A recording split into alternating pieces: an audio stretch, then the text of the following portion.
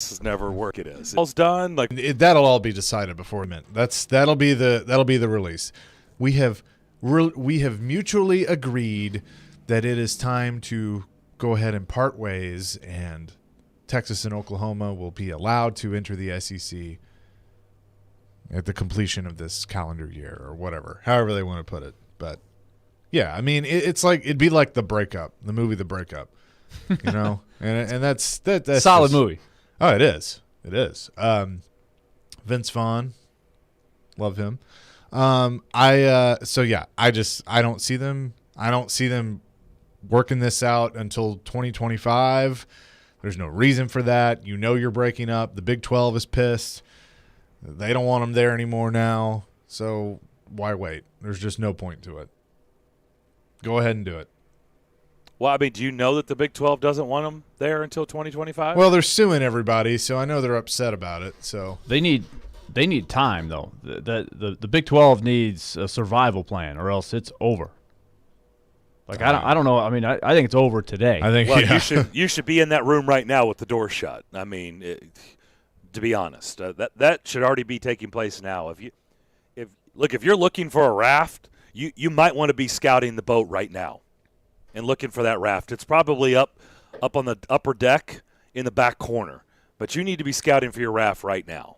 Yeah, because the survival kit is opened right now. If you have any chance of, which I don't think, I'm not willing to say, I don't know what the odds are. It's probably unlikely, but I'm not willing to say it's dead. It's 0%. It's done, because some of the scenarios that we talked about yesterday, I'm not so sure that conference couldn't be still considered a Power 5. I don't know. Maybe it's a stretch. Cincinnati, Houston, Memphis, and UCF. If you don't lose anybody else, that's the big if. If you're able to hang on to Okie State and Kansas and Baylor and K-State, if they stay committed, then maybe it has a chance. But if they bolt, like I think they're going to, then no, it's dead.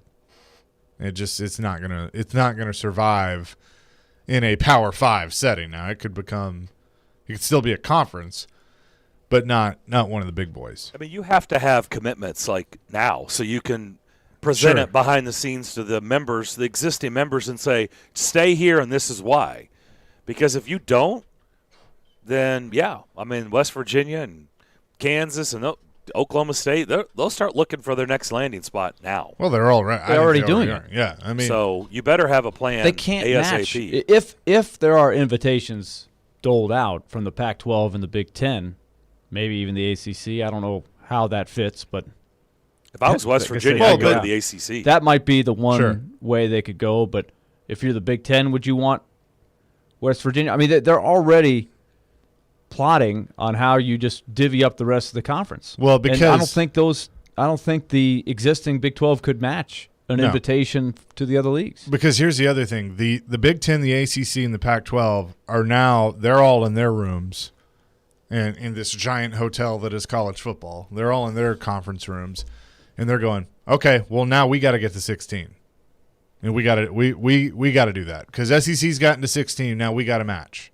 Because that's what happened last time. You know, you feel like you have to react. I don't know why you think you have to have 16, but because I think they see the writing on the wall of where it's going, that it's going to be power conferences of 16 teams, and so that's the trickle down effect that is happening here. Not only do you have the other teams or other schools within the Big 12 that are like, oh crap.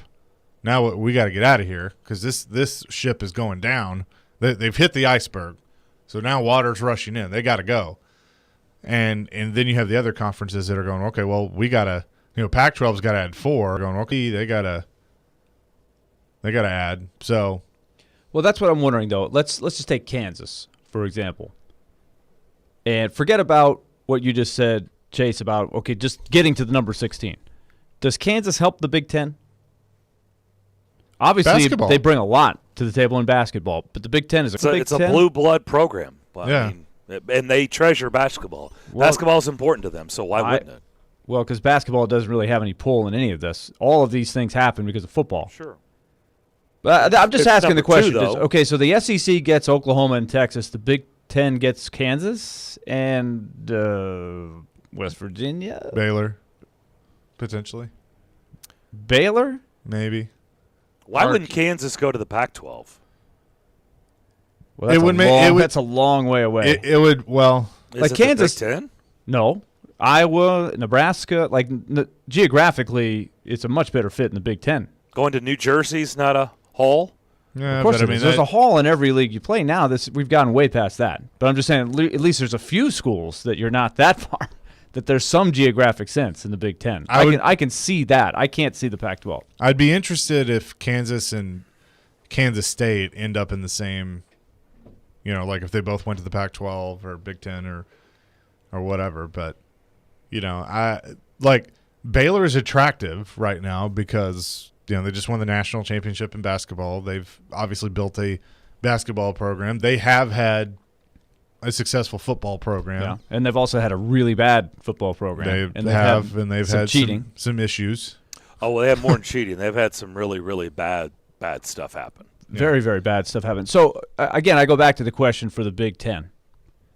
Your reaction to Oklahoma and Texas are going to the SEC, and there are teams up for grabs. Oklahoma State might be another one you would consider. Are there two teams in that league that make your league better? I do think Oklahoma State and Kansas would make the Big Ten better. Yeah. There's no doubt about that. Especially Kansas in basketball. Saying is the Big 12 is dead. Well, we've been saying that. Because this will happen. But the problem is, if there's an invite extended, those teams are going to take that golden parachute as quickly as you can say boo. The Big 12, they've put themselves in this position because clearly it hasn't been a – But that's not their fault. Like, they can only do – the TV markets are what they are. Don't you think? Like, when you say they put themselves in – yeah, but people don't care about their schools there. They don't have fan base. Like, they care. No, it's just in that part of the country where you can't command the TV dollars. Do you Perhaps. guys? I don't think it's their fault. Hold on. Elijah, hit the breaking news sounder. What happened? Elijah, I know, on the spot. I know. He's working on it. He's got the 8 arms working. Turn it up. Guys, we must stop this conversation here real quickly just for a quick announcement. This better be good. Trevor Lawrence just hit Tim Tebow in the back of the end zone for a touchdown, a diving catch, put it on the board for 6, #Jags Fever. Tim Tebow, touchdown at training camp. Back to regularly scheduled program. I was about to ask a very thought-provoking question. You be careful what you say about Tebow. Be very careful where you go with this. Look forward to seeing Tebow him was a back Met. on the SEC network. It's the New York Met. Tebow was a Met. Yeah. He was. That's Willie's reaction. Yeah. Tebow and he's was an a SEC network alum. We're talking about He'll be back. SEC He'll be back. alignment. He'll be back. What the All right. landscape of Okay, college Chase, athletics. Tim Tebow. Before we was a dropped Met. in that huge piece of news, That was big. your philosophical discussion. That was big. Are you guys as surprised as I am of how caught off guard the Big 12 was by this? Because they come across as just like they had no idea. Like zero idea that this was going down. And that's why they're suing everybody and blaming everybody. I don't know.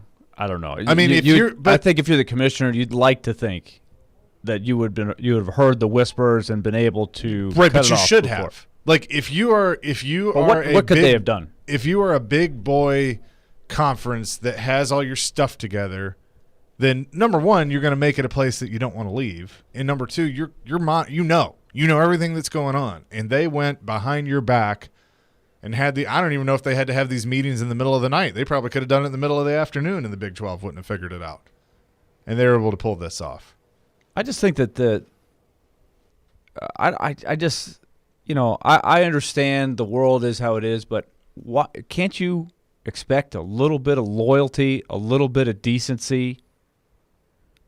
Like, did Oklahoma and Texas ever go to Bob Bowlesby and say, you know what, we're just not happy with this direction this league is going, and if we can't get it right, we're going to have to do what we got to do? Did they ever get that? I think this the first time there's been news concerning that conference? No. But what I'm saying is, did they do the right thing? Bob Bowlesby and the way the league is reacting is outrage, and they didn't feel like they felt like they were blindsided. Like if they sent signals and Bob Bowlesby didn't pick up on the signals, then that's one thing. But if they completely did this behind their back and never said anything to anybody, then that's wrong. That's ethically wrong. They got cheated on. Okay, so who's anybody out there listening? Anybody ever been cheated on and got blindsided by it? It happens. Like what? That's how it works. You get blindsided and you're crushed. Bob Bowlesby's crushed. He got cheated on, and he didn't pick up any of the signals. Right. So they're going to pick up all that stuff and start Had burning. no clue they're going to have a he big was getting bonfire cheated and start burning people's stuff. To blame ESPN. Oklahoma and Texas stuff. Tell me how that works out. Go after Disney. So they can start burning Scarlett Texas Johansson's and going Oklahoma. after Disney. Why? burning ScarJo's, she's suing Disney For what? for the way they handled her contract with Black Widow. Really? Oh, yeah. There's a lawsuit. Huh. Scarlett's not afraid. So Bob Bowlesby needs to call Scarlett's people, man. I know. Suing Disney. Brett McMurphy, breaking news. Big 12 rule change for this year will award teams 9 points for a touchdown if school displays horns down signal after reaching the end zone. New rule passed 9-1. It's pretty funny. He's been floating out some one-liners. Oh, he's had some good ones. He's had some good ones. And not that this really matters at this point, but Texas has officially accepted the SEC's bid. yeah. Oklahoma meeting this morning. I'm sure they really thought about that. It was a unanimous vote for the Board of Regents, so glad they took the time to make that decision that they've already made. All right, we'll come back. We'll switch gears. We'll talk a little soccer, a little Nashville SC. We'll do that on the other side as you listen to the DDC on ESPN 102.5 The Game.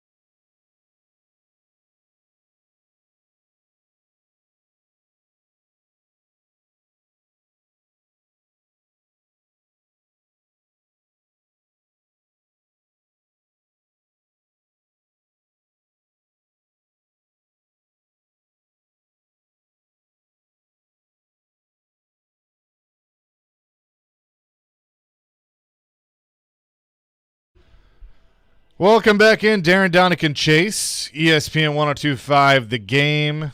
Chase McCabe, Willie Daunic, Darren McFarland here with you, streaming on Twitch, Twitter, Periscope, all those things. We say hello to Tony Husband. He is the voice of the Nashville Soccer Club as they take on Toronto on Sunday. Tony, how you doing? I'm very well. Enjoying the Tennessee sunshine. It's maybe been a little warm these last few days, but, continuing to acclimate to the temperatures and definitely enjoying a very, very good soccer season right now. Yeah, I feel like across the pond it doesn't get this hot. This is something that you're maybe adjusting to. A little bit, yes. Back home, they're all talking about the rain and the wind and the 59-degree nights, and I'm saying, yeah, it's a little bit warmer here.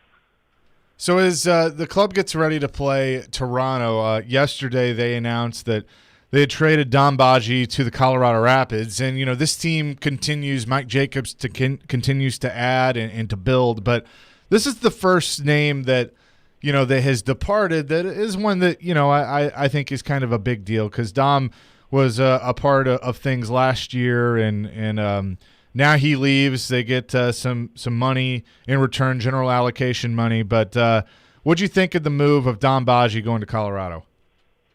Well, I think it's a win-win really for both parties. I mean, Don Baggi is somebody who Nashville fans owe a great debt of gratitude to because he was there right from the start. He did a lot of the heavy lifting in the early days. He was part of that that famous first night of Major League Soccer here in Nashville. But as the roster has progressed, he's become a little bit more peripheral. He's been dogged by injuries. Where I do feel really sorry for him is that he took a while to get on the scoring charts last season, and he got his goal against Atlanta in September, and you could see what a difference that made to him, the confidence getting that goal. And then about a week later, he goes down with a season-ending hamstring injury, and he's done. And then it's been a rehab over the close season. I think he actually spent some time in Colorado during the close season as well, building up for this new year. But Nashville, of course, have continued to progress. You've got John de Cadiz, you've got the excellent performing CJ Sapong right now, who's scoring goals, and they've just brought in a record signing in Ake Loba. So if you're Don Baggi, you've got to be looking at this and saying, look, I'm slipping down the depth chart here. It's going to take a lot for me to kind of become first choice again. So this is a good opportunity for him to move to a club he knows in Colorado. He's been there before, but also for Nashville, they pick up some allocation funds as well. So not a bad deal, all things considered, for both sides. But, he's a player who people will always remember his last appearance as well for Nashville, where he picked up an injury with 10 minutes to play in Atlanta, and Nashville had used all their substitutions, so he had to stay on the field. So Nashville effectively finished with 10.5 men on the field because Don Baggi's playing on one leg. And some players will have just come off and said, sorry, guys, I can't carry on. He stayed on the field to do whatever he could do. And I think actually that will be probably how many Nashville fans will remember him as the guy who, put his heart and soul into it, didn't have a great return on goals, but, always had the effort and did a good job in the very, very early days of this club. Yeah, absolutely. So wish him nothing but the best. You mentioned Ake Loba. That is somebody that Mike Jacobs has been after for a while. Finally, they acquire him on July 7th. We've seen him kind of get worked into things with a couple of games, but he could be, as Mike Jacobs said, a foundational piece for this club once things start to pick up for him. Yeah, that's right. Big signing for the club, no doubt. This is one of those kind of moments that can be a game changer. You can never be certain with any transfer how it's actually going to pan out down the road, but everything points towards Loba being a signing that can be exactly that for this team, spearheading an attack that has become lethal in recent weeks. The narrative has changed so much actually in such a short space of time for this Nashville group. 15 goals in the last 7 games now. They are starting to really fire on offense. And they've pretty much maintained that defensive solidity, barring a few blips here and there in the early stages of this season. And of course, they haven't had the same continuity at the back either, with players unavailable and players on international duty and things like that. But, you think that they've scored those 15 goals in the last 7 games effectively without Loba. You throw in Loba on top of that group, and that is a very promising sign for the rest of this season. He's got pace. He's multi-dimensional in terms of where he can play on the field. He doesn't just have to be that target man. You can push him out to the flanks, particularly out on that left-hand side. He can cut in. So he's somebody who provides options for a team that, is going to have a lot of traveling to do now between now and the end of the season. So a very, very good option, and a player who, all things considered, he should do well in a Nashville shirt. Yeah, that's a good point, Tony, because they've had a lot of home games as of late, but they're going to find themselves the next 3 straight will be on the road and then a couple more at home in mid-August. But as you look at the schedule down the stretch, a lot of time on the road, and that's where you're hoping that you can get all your horses back, as you were just talking about, with guys that are, whether they're out with injury or if they've been on international duty. But I do feel like that this team, after a 3-0 win over Cincinnati, things are really starting to click even more as they're able to put the ball in the back of the net. Yeah, they're in a really good place. I've watched a lot of teams over the years, whether it be back in England or, or abroad. And sometimes teams, you have to really savor good moments for teams, to be in a run of form, to have a spirit in a camp that is this good, to have a belief in the group. Now that counts whatever sport we're talking about, but this group are on a roll right now. They've managed to turn a home-heavy schedule into an advantage for them. It was potentially a disadvantage early in the season because you think, you've got to take points, and there's a bit of pressure to take points in these home games. And they didn't have the best of starts because they tied a lot of games early on, but they've turned those ties into wins now. They've tipped the balance in favor of looking at this home start they've had now and saying, this is a good start to the season with the home form they've had. They've set themselves a really good foundation now and a building block to go on from. 26 points on the board. You may be looking at another 20 or so, get you in the playoffs. And, that's the target for teams like Nashville. They want to be in the playoffs and competing at the business end of the season. And with these away games, and just bringing it back to someone like Loba. So Loba's a player with pace, and you've got Randall Leal on the side with pace. A lot of these away games, you're going to have to sit back a bit more, soak up pressure. You're going to be playing a little bit more on the break, looking to do things in transition, on the counterattack. So someone like Loba should feed quite well into that kind of strategy going down the stretch. You brought up C.J. Sapong earlier. 5 goals on the season so far for him in his first year with Nashville SC. Now, you're not necessarily expecting him to have 13 like he did a couple of years ago with Chicago, but he has been a nice piece that's able to add offense on top of some of the guys you've brought up. Hani Mukhtar, of course, doing what he does. But have you been surprised that he's fit in as quickly as he has, or was that what you expected all along? I think his goal return's really good because you're absolutely right, Chase. You look back, he got 13 goals in 2019, but you wouldn't say in his MLS career he would go down as a prolific goal scorer in the league. But he's a player who, has a handy knack of being in the right place. And, he's in a really good place right now with this Nashville group. I think what we've seen in recent weeks is that Gary Smith has come across a way of playing offensively where he's changed that formation right from the back with the 3 center halves playing now, and has effectively a 3-man front line. And he's found, and sometimes you just stumble upon these things by chance, he's found that C.J. Sapong combined with Mukhtar and Leal, when they play as that 3, there's a real understanding between the 3. They know what each other are doing. They're connecting well. And I think that one of the benefits of that has been we've seen Sapong start to become more of a goal threat. And also, we're seeing Leal and Mukhtar work really well together. And I think during the first year of this team, I think Gary Smith was still trying to find the best way to get those two to work together when they're on the field at the same time. They have some similar traits as players, and sometimes that doesn't always help. You're kind of almost running into each other on the field. But they're complementing each other better now than they ever have in this team. And CJ is the guy at the top who's just hit form. And, he's got the pressure behind him as well. He knows that John de Cadiz is itching to get back out there. And they also know that Ake Loba is waiting in the wings as well. So, sometimes the competition brings the best out in players. And certainly, I think, CJ Sapong to be where he is now, 5 goals in, that's a good return.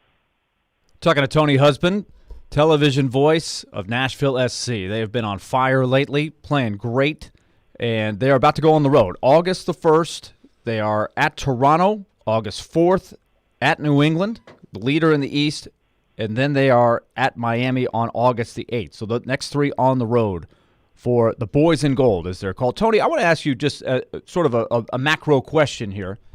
When they have everybody, You know, they've added Loba. You've just been talking about how the chemistry's going. They're scoring more goals, which is exciting.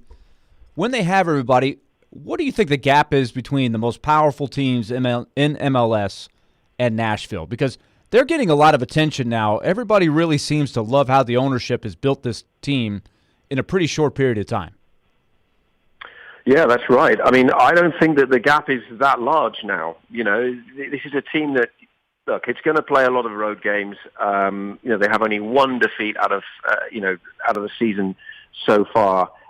15 games in, that's an incredible run. I think, we have to be realistic, and, they're going to pick up a few defeats on the road between now and the end of the season. That's just natural in this league where traveling is difficult. But you know what? There's not a massive gap, between Nashville now and a lot of the competition, in what is a strong Eastern Conference. I think the next week is a big week, really, because as well as they've done at home, they do know that they need to pinch a few results on the road during the course of the season. So where are you going to get those points? Well, Toronto have been struggling, but are 4 unbeaten since they fired their coach. So it's not an easy game to go across the border into Canada Sunday night and play there. But, is that a game you could get 3 points from? Well, I had a feeling. The one thing about this Nashville team that surprised people is, we go back to last season. We both saw how this team progressed last season from the start right through to when they got into the playoffs in November. I always think back to the Titans of 2 years ago and how the Titans got hot when they went into postseason. The Titans went a million miles away from being, Super Bowl team that year until they run into Patrick Mahomes. But this team, was not a million miles from doing something incredibly special last year because they got hot towards the end of the season, went into the playoffs, and, they lost to a very, very good Columbus team. So, the gap is not large there. The head coach has done a great job, as has the general manager. It's an exciting few months, yeah. These next few games, they've got a lot of away games. So, look, our expectations may have to be tempered a little bit, and they may drop off a little bit in the standings. That wouldn't be totally surprising given the schedule they've got. But, right now, they're a kind of team that are in that place. When you throw in Ake Loba, they can shoot for the stars a bit, particularly once they get a fully fit roster back. That will be important as well. I mean, they do need to get Zimmerman back, Godoy back, players like that are integral to the longer-term success of the team as well. So, they'll need to get them back soon. Tony, I went to the Chicago game, the 5-1 dismantling, the early hat trick by Mukhtar, which was unbelievable. And that was my first time going to a game. I had the thought there, and this goes way back further than your days here, but people out there listening, they can relate to this if you've been in this town for a while. It took the Titans, back then it was the Oilers, it took a while for the fan base to grow before they got to move into their new stadium. And then when they moved into what is now Nissan Stadium, it exploded overnight. I'm really excited about the atmosphere that Nashville SC is creating already before they move into their new stadium, because I can't imagine it's going to go to a whole new level. It always does when there's a new stadium, but they've built a tremendous foundation. It's got to be a lot of fun to call these games right now with what you're seeing in front of you for a home game. Absolutely. And I'd be lying if I told you that, this is what I expected, that I would be here. We'd be talking about a team second in its second season, 15 games in the season, 1 defeat. If you said that to me a year ago, I would have said, come on, let's be realistic here about, what the levels and expectations are as this team builds. I mean, the team mantra for this year is to keep building. We're in year 2. And yeah, I think the stadium, any stadium, you saw it with, you move an NFL franchise into a city like what happened with the Titans all those years ago. And then even look at the Preds, when the Preds came into the city, and, it takes time to build that brand. And then now you look at what it means to the city when the Preds are playing postseason. And I got to experience that for the first time, during this winter. And, the magic around the city when you get playoff ice hockey, as I call it. Always add the word ice in. But nevertheless, the stadium is a massive moment for Nashville Soccer Club and for Major League Soccer going into next year. And really, any momentum would have been good momentum to carry in. But right now, a year out from that stadium opening just under, and with people being invited now, it's great in Titans at the Nissan Stadium right now. But, it's a football stadium for a soccer team. And it's a tremendous atmosphere. It's a great match day experience. And people should experience it while they still can at Nissan Stadium, because that will be an era the club will never forget. But there's no doubt, it'll be a kind of lift-off moment next year, moving to the new stadium, soccer-specific, fantastic venue. And, the club has put themselves in a really, really good spot very, very quickly. So, we just have to keep that momentum going. I mean, that's the only thing, not really, even at the halfway point of this season. So they've got to keep that momentum going, ride some of the tougher waves that are bound to come down the line, and then you go into next year and think, next year can be a very special year. Tony, appreciate the time as always. It's good to talk to you. We'll be watching Sunday night from Toronto, and then also NSC Backstage on ESPN 94.9 Monday at 7. So thanks as always. We'll do it again soon. Thanks, guys. See you soon. He is Tony Husband, and you, again, can watch him and Jamie Watson on MyTV30. We'll have coverage for you on ESPN 94.9 with John Freeman and Wes Bowling starting at 6:15 on Sunday as Nashville SC takes on Toronto. Willie, you're going to tell us about loans. Excited about this team. Let me tell you about Loan Pronto. Mortgage rates back to their lows of the year. Home values at their highs of the year. I've been telling you this a lot lately, and I want to pound that message in. Don't let the heat get to you. Don't miss out on an opportunity to save money long term or take advantage of the circumstances around you. Loan Pronto can get a loan done. We call it the zero-cost refi, the no-cost refi. No, zero. You get what I'm saying. They can get this done in a matter of days. Zero closing costs, zero bank hassle, and virtually zero paperwork. And also, listen to this. You hear me talking about home equity loans or lowering that house payment. You can also, if you're just buying a home for the first time, if you're a new homeowner, Loan Pronto can hook you up with a great low-rate deal and zero closing costs. Yes, zero closing costs. They beat the bank's rates every day for new home loans as well. So don't forget about that.